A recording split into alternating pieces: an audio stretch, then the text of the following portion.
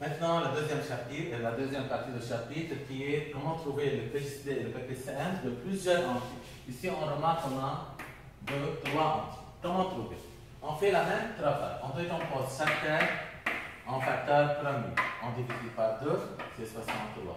On peut le diviser par 2, non, par 3, c'est 21. Par 3, c'est 7. C'est un nombre premier, il nous donne 126. Alors, c'est 2 fois 3 à la puissance 2. On continue avec 230. On divise par 2 car il est divisible par 2 avec la calculatrice. C'est 115. Est-ce qu'on peut le diviser par 2? Non, on peut le diviser par 3, 5.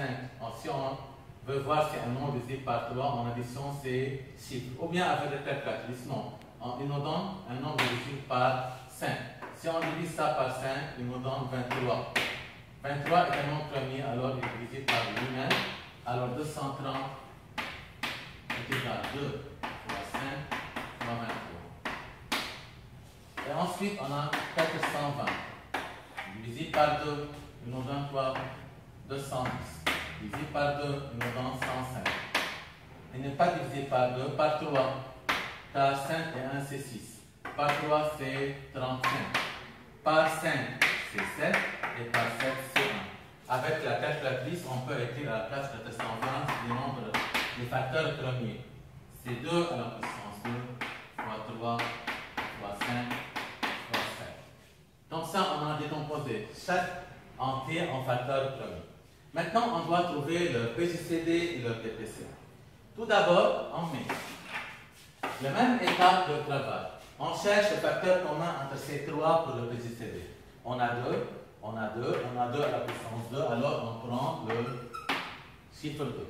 Ici, 3 à la puissance 2 n'existe pas entre les trois nombres, alors on ne peut pas le prendre. Le PGCD, le facteur commun doit être entre les trois nombres. 7, 7, 7, alors on a terminé. Le PGCD, alors que ces trois nombres est combien?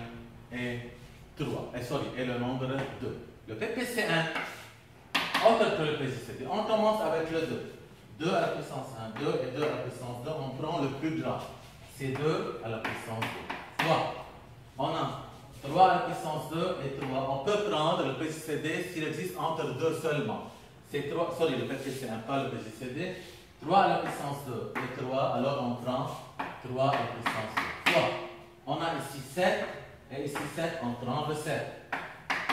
On a ici 5 et ici 5, on prend le 5. Et on a 23, il n'y a pas autre que ça, on le prend. Alors le PPCM, comme vous voyez, on prend le facteur commun.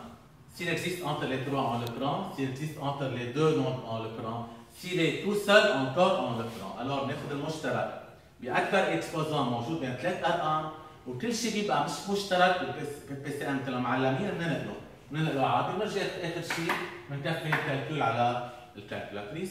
فإذا ما تعلمنا شيء جديد هون، on n'a rien à expliquer de nouveau, que seulement entre les trois nombres, les mêmes étapes de travail, mais on doit trouver les facteurs communs tout d'abord entre les trois entiers qu'on a donnés.